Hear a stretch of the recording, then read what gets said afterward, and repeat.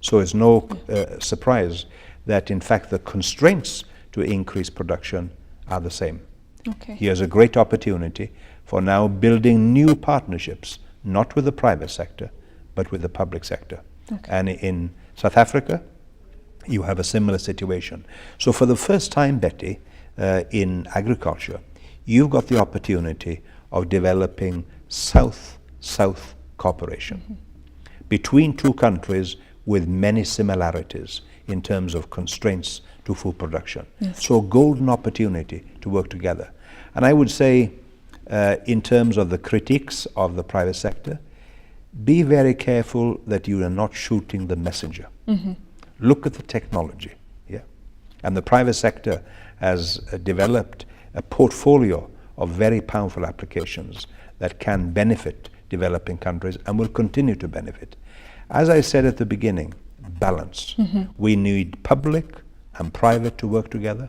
We need North and South to work together. We need to work together with conventional technology and biotechnology. The whole of this. It is the balance between those that offers the best opportunity. Okay.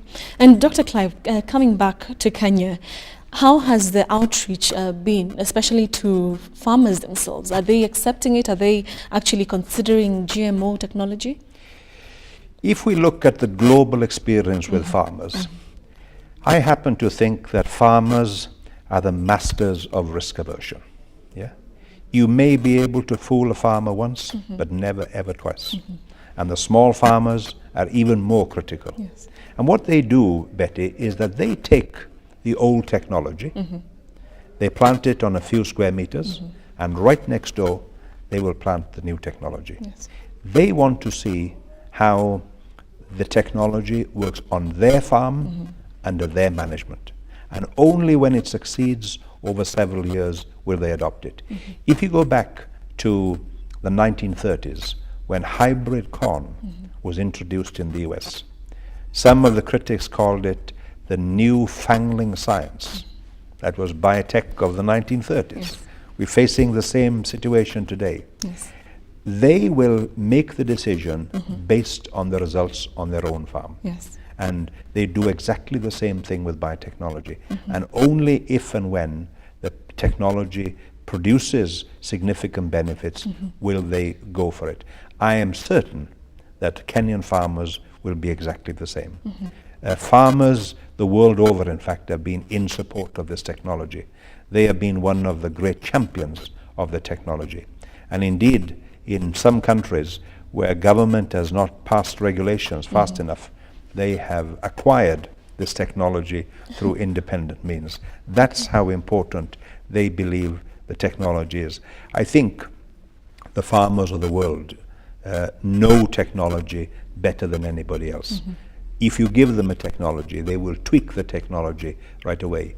And if it doesn't perform, they are the first to reject it. I believe that the potential of this technology for Kenya is enormous. Kenya is one of the lead countries in Africa with this technology. What you have are institutions like CARI. You got in the short term the opportunity of using BT cotton in 2014, hopefully, as that product goes through testing. This product has delivered benefits of the order of $25 billion over the last 15 years. Huge benefits. It's got all the pluses: increase yield, decrease pesticides, increase income, make a contribution to poverty. You have BT maize following. You have crops like cassava, sweet potato, sorghum, also potential. So Kenya can act as a model, and our hope is that before 2015, we'll see at least Kenya, Uganda, and Nigeria join the other three to make a total of 6.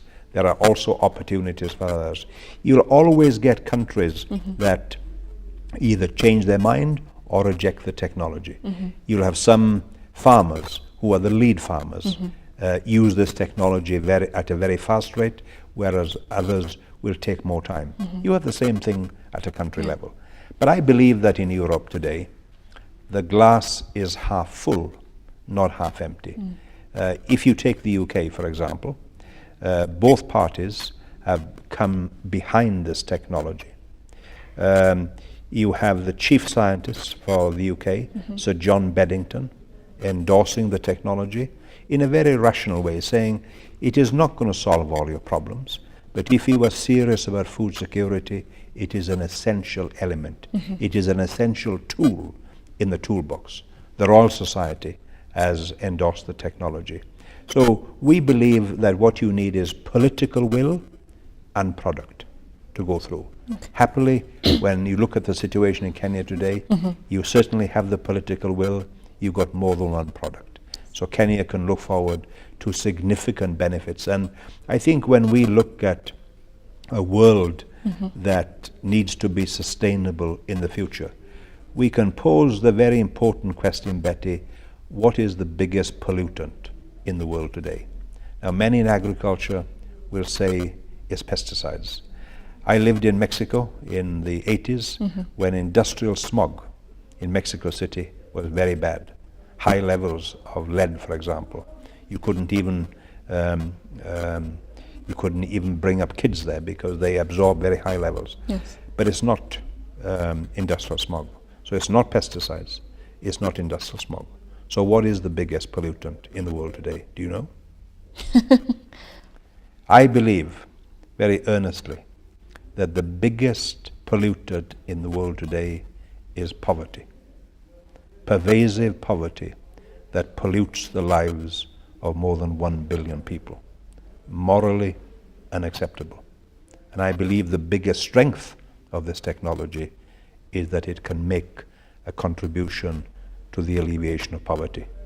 I think we need to work together, as a global community, the public and the private, the North and the South, as I said, the conventional and biotechnology. And if we can do that, then we stand the best chance of being able to double food production by 2050. Again, is captured in a proverb that says, united we will stand, but divided we will fall. Okay. Dr. Clive, the government has already given sort of like a green light for the commercialization of the GM technology. What's the next step? The next step is to go through with the experimental checks that you need in multi-locations, the decision by government to commercialize the crop, and all of that can come together for BT cotton, which is not a new technology anymore. It's more than 16 years old, used by many countries, the green light to move ahead and commercialization. And it's only then that you will get the benefit. We use the term the 3D strategy for success in ISA. D for David. The first is development, development of the product. 2 is deregulation, the nod from government to go ahead with commercialization.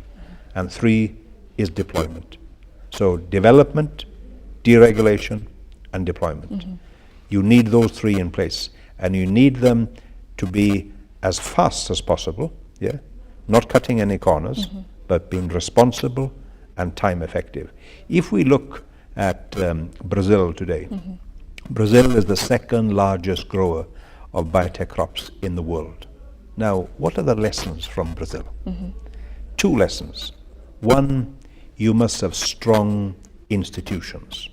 Embrapa, as the equivalent of CARI, well-funded, with human resources that are well-trained at the international level.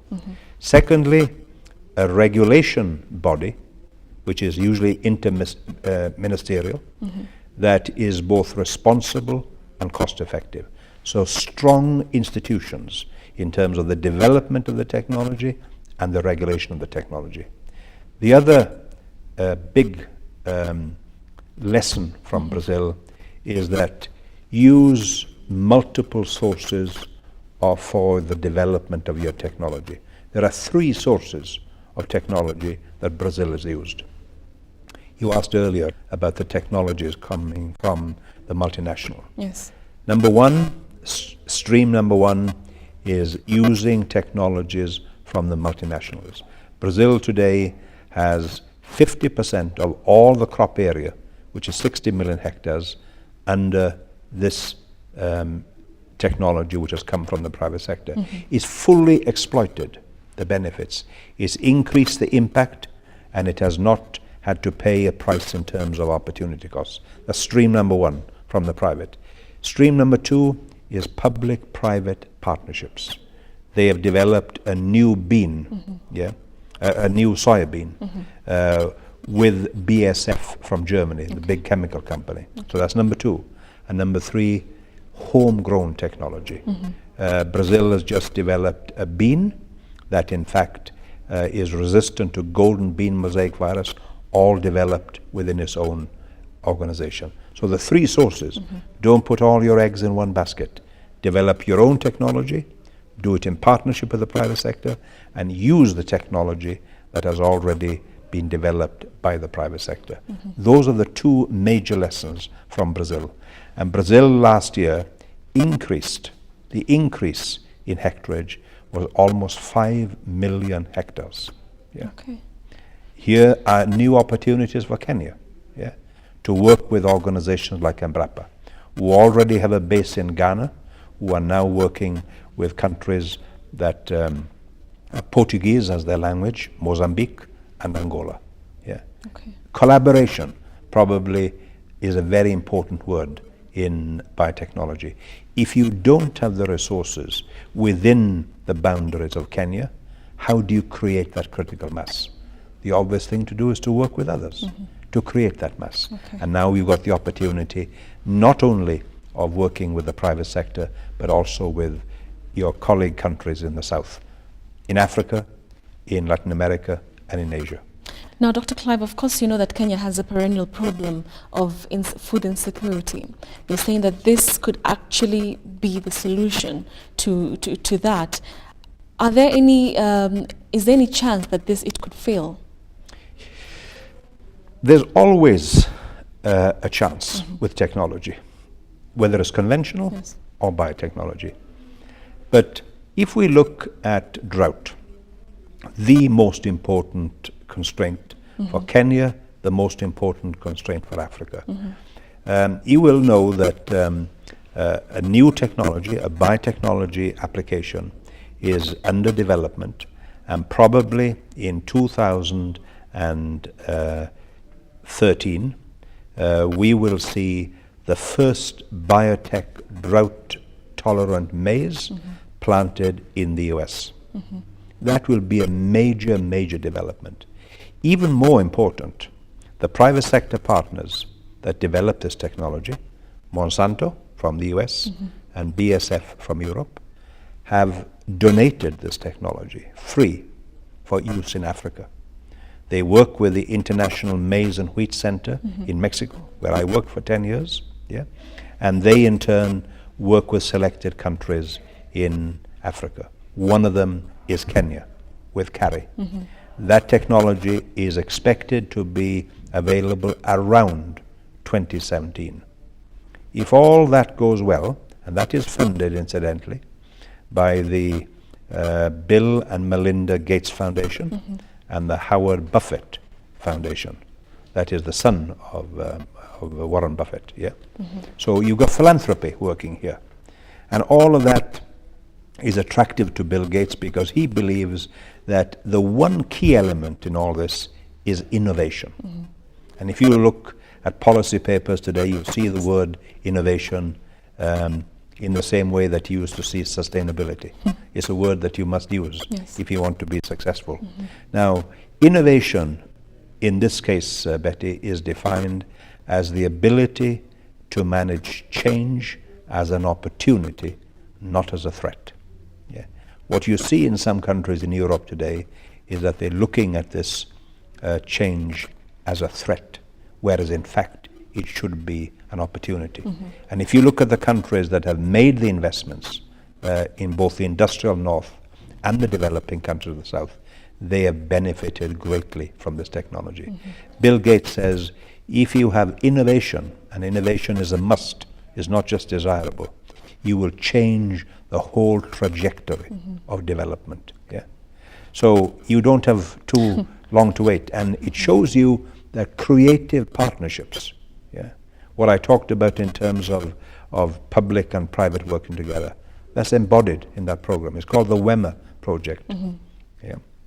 Water Efficiency Maize for Africa, WEMA. That could be the forerunner, I believe, of the most important one that addresses the issue of drought and water. And water is the number one constraint. Okay. It's a set of genes that virtually no farmer in the world can afford to be without, but particularly African farmers where drought is key. Okay, just before we get to the costs, is it expensive, is it not expensive?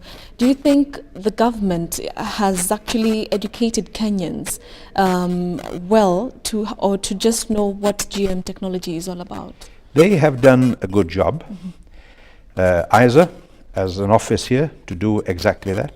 And what we are doing this morning is very important. Yes. Sharing knowledge, yeah? Sharing knowledge with your viewers. And we will be more than happy to respond to additional questions they have through the office of Dr. Margaret Karembu. Or they can go to the ISA website, which is www.isa.org. Okay. And if we don't have the answers, we promise that we will try and find the answers if in fact they're available, or put programs in place to respond to them. Our goal is to share this with the media as a powerful interlocutor with society. And that applies not only to adults, it applies to children. ISA has just come out with a cartoon book that can be used in schools that tells the leaders of tomorrow, these are the kids, yeah, in schools, something about biotechnology. I'm struck by the fact that whenever I travel in the world and I talk to children, they can tell me something about why the environment is important. We'd also like to see them be able to tell us why biotechnology is important. Yes. All right. And talking about the costs, how is it expensive? Is it an expensive technology? Well, farmers don't really look at cost, they look at the rate of return. Yes. And if you look at the rate of return, some information that just was made available this week shows that the return for biotech soybean is 1.6. You get a 60% return. Yeah. For maize, it is 2.6. Yeah. Very healthy return. Yes. And for cotton, it's 3.6. So it's return that farmers look at, not cost per se. On top of that, the technology that you're getting from the WEMA project, the drought tolerant, has been donated freely by the private sector. And that's very important to recognize, I think. Philanthropy, goes back to the days of Rockefeller Foundation. We talked about Dr. Norman Borlaug, the Nobel Peace Laureate. Yes. That came about because of a philanthropic investment that Rockefeller made in Mexico in the early 1940s.